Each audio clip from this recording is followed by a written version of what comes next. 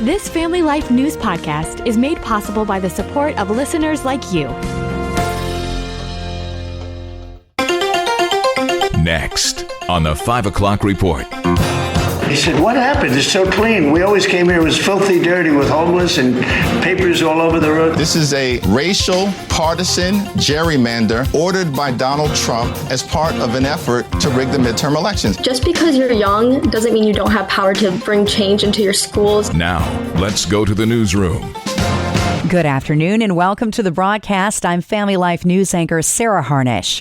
President Trump signed a flurry of executive orders at the White House today. The first bans flag burning. The second bans cashless bail. First in Washington, D.C., and then across America. All over the country, cashless bail. We're ending it, but we're starting by ending it in D.C. He says if you commit a crime, you need to pay to get out of jail or wait until your trial. Somebody kills somebody, they go in. Don't worry about it. No cash. Come back in a couple of months.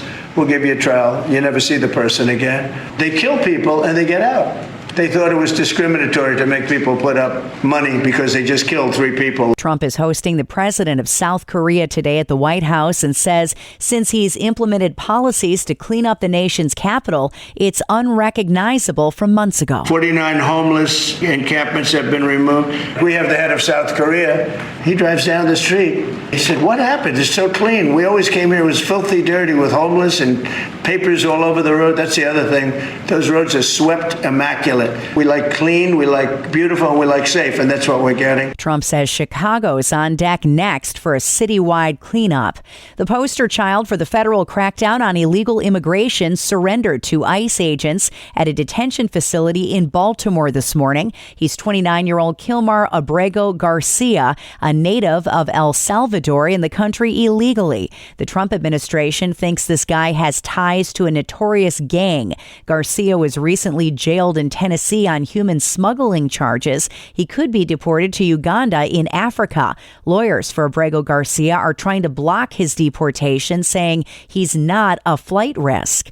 House Democratic leader Hakeem Jeffries is slamming Texas for greenlighting a new congressional map that favors Republicans in next year's midterm elections. This is a racial partisan gerrymander ordered by Donald Trump as part of an effort to rig the midterm elections. And we're not going to let it happen. He's hinting at the possibility of mobilizing redistricting efforts in Democratic-led states. We will continue to respond when necessary across the country. Right now, this has happened in Texas.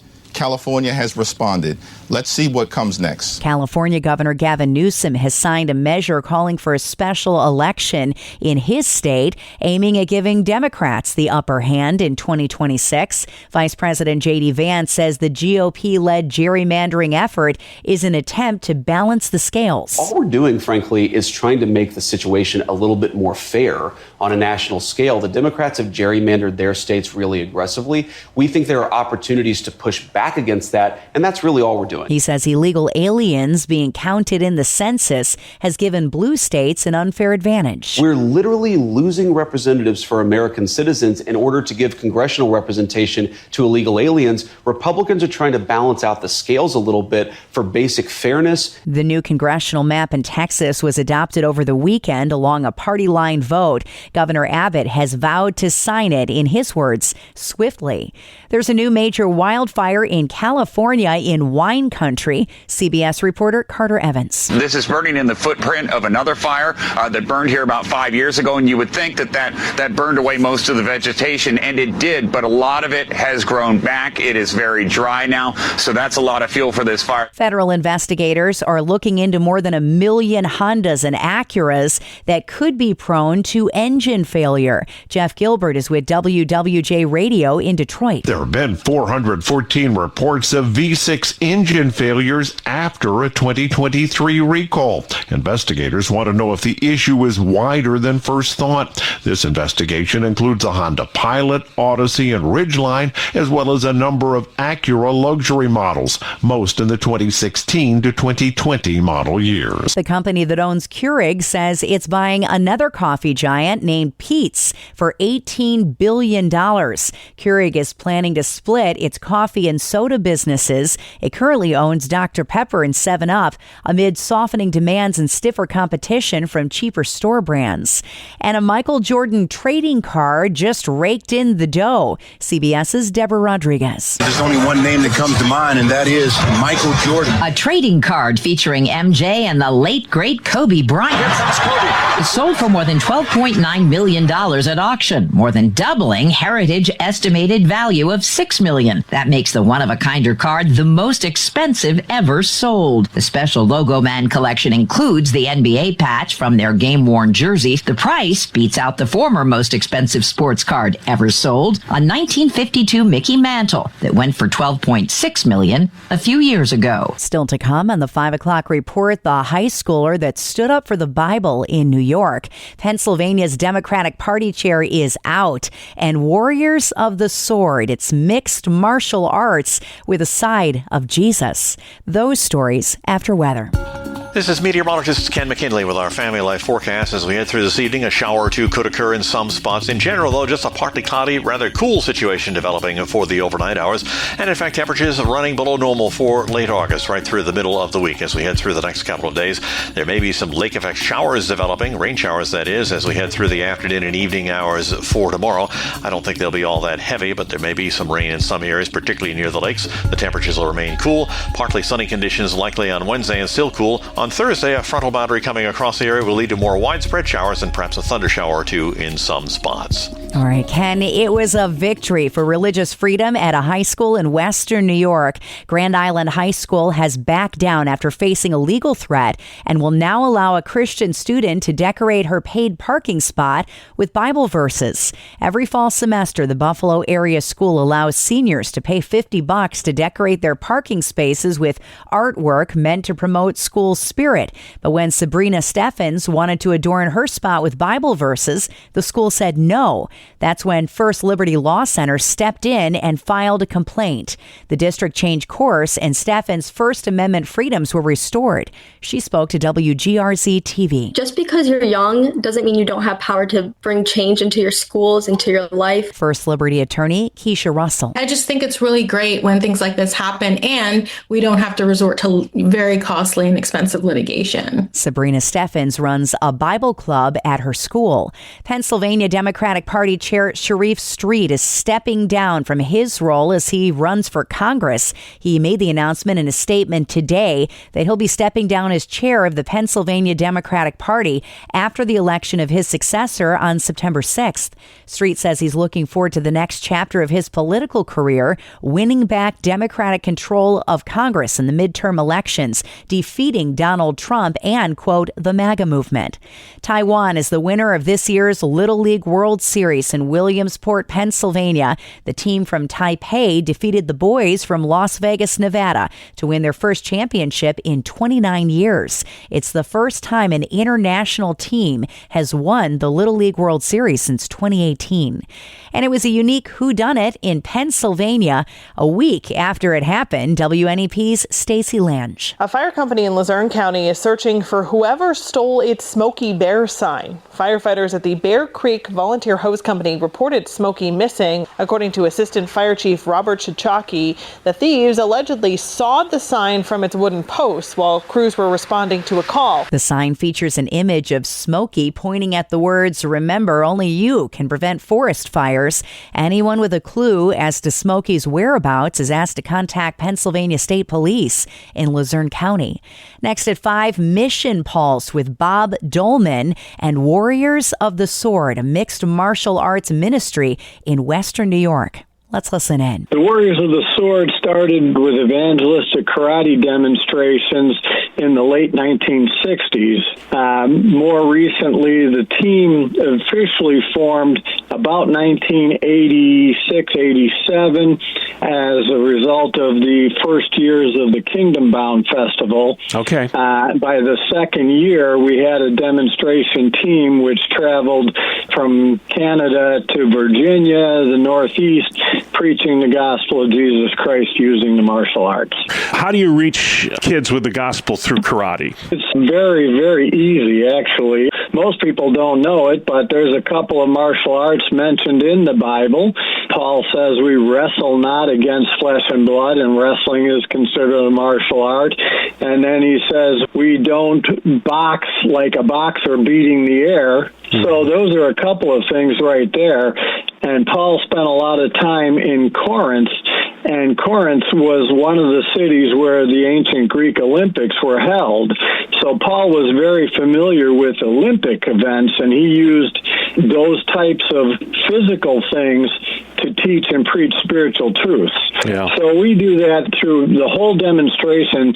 We're tying spiritual truths to physical examples. What belt are you, Bob, if you don't mind me asking? I have been training for 42 years. I am a 6th-degree black belt. Wow. Congratulations. If you would, just talk a little bit about some of the kids who've gone through your ministry and have had their lives changed.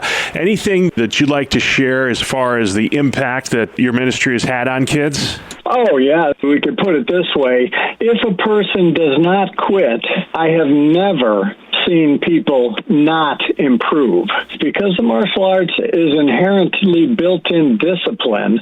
That discipline can and should and will transfer to one's spiritual life, reading the Bible and praying and fellowshipping with other believers, things like that. You said you've been doing this for 42 years. You're a 6th-degree black belt. You're talking to the ultimate novice here. I wouldn't know the difference between a black belt and a red belt and a blue belt and a brown belt. Explain the different levels of proficiency, I guess, when it comes to mixed martial arts. Well, first I'll give you the 3 secrets to becoming a 6th-degree black belt. Secret number 1, don't quit. Secret number 2, get old. Secret number 3, train hard. That's all there is to it. The difference between a white belt and a 6th-degree black belt or any level black belt is nothing but a matter of time and effort. If you do something diligently for 40 years, you ought to get good at it. My degree of knowledge is from Bruce Lee and Jackie Chan movies and watching The Karate Kid. I'm sure it's a lot different than the movies in real life, isn't it? Yeah, for sure. I mean, I jokingly kind of say that I got into it from watching late-night kung fu theater, and I wanted to learn how to jump 22 feet in the air backwards and land on a roof. Well, in 42 years, I've never learned how to do that yet. Keep trying, right, Bob? Yeah, exactly. You can subscribe, listen to, and share Mission Pulse and all of Family Life's original podcasts at Apple Podcasts, Spotify, YouTube, or at familylife.org. Want to put thousands of extra dollars in your pocket? Hi, I'm Rob West with today's Faith and Finance Minute. You can, and it isn't a get-rich-quick scheme. It's actually a get-rich-slowly plan, paying off your mortgage early. The amount of interest you'll save should be a big incentive to pay off the loan as fast as possible. The earlier you start, the better. On a $250,000 30-year mortgage at 4%, you'll pay almost $150,000 in interest. But let's say with 25 years to go, you decide to put an extra $200 a month against the principal. That'll shave 5.5 years off your payments, saving you around $32,000. The potential payoff for getting rid of your mortgage early is huge, so make it a priority in your financial planning. Get biblical answers to your financial questions in the Faith Fi community. Download Faith Fi, Faith and Finance in your app store or visit faithfi.com. Coming up on the 5 o'clock report, you know all about New York's butter sculpture at the New York State Fair, but have you heard of Minnesota's? Our own Mark Webster has that story after weather. This is meteorologist Ken McKinley with our Family Life forecast. As we head through this evening, a shower or two could occur in some spots. In general, though, just a partly cloudy, rather cool situation developing for the overnight hours. And in fact, temperatures are running below normal for late August, right through the middle of the week. As we head through the next couple of days, there may be some lake effect showers developing, rain showers that is, as we head through the afternoon and evening hours for tomorrow. I don't think they'll be all that heavy, but there may be some rain in some areas, particularly near the lakes. The temperatures will remain cool. Partly sunny conditions likely on Wednesday and still cool on On Thursday, a frontal boundary coming across the area will lead to more widespread showers and perhaps a thunder shower or two in some spots. Finally, at 5, butter sculptures aren't a new concept at state fairs. The New York State Fair has one every year, and so does the Pennsylvania Farm Show. But Minnesota has a cool twist on the idea, literally. Here's Family Life's Mark Webster. Yeah, they take their butter sculpture seriously at the Minnesota State Fair. What's different is they sculpt everything live once the fair opens. Sculptor Gary Kulzer telling the AP, "This is the only fair that you're going to see someone live sculpting from a solid block of butter." What he sculpted, or who, was a likeness of Mallory Thorson, the 72nd Princess K of the Milky Way. The two of them inside of a refrigerated rotating glass display. At 40 degrees, Mallory covers her princess gown with a winter jacket, but says the thrill is worth the chill. My mom has been taking me to the state fair since I was 3, and she's always taking me to the Dairy Goodness bar and the butter booth, and I've been admiring from afar for so many years, and so it's an unreal experience. In fact, all 10 finalists for Dairy Princess get a buttery likeness of themselves carved as people watch, which they can take home and keep in the freezer, or maybe have a unique way to butter their corn on the cob. Mark Webster, Family Life News. Thank you, Mark. And that's the world that we live in for Monday, the 25th of August. I'm Sarah Harnish, and this is the 5 o'clock report on Family Life. Thank you for listening to this Family Life News podcast. If you've been encouraged by what you've heard, please share it with others and click the subscribe button to automatically receive future episodes. Family Life is a listener-supported ministry. Podcasts like this are made possible by your financial partnership. Find out more at familylife.org.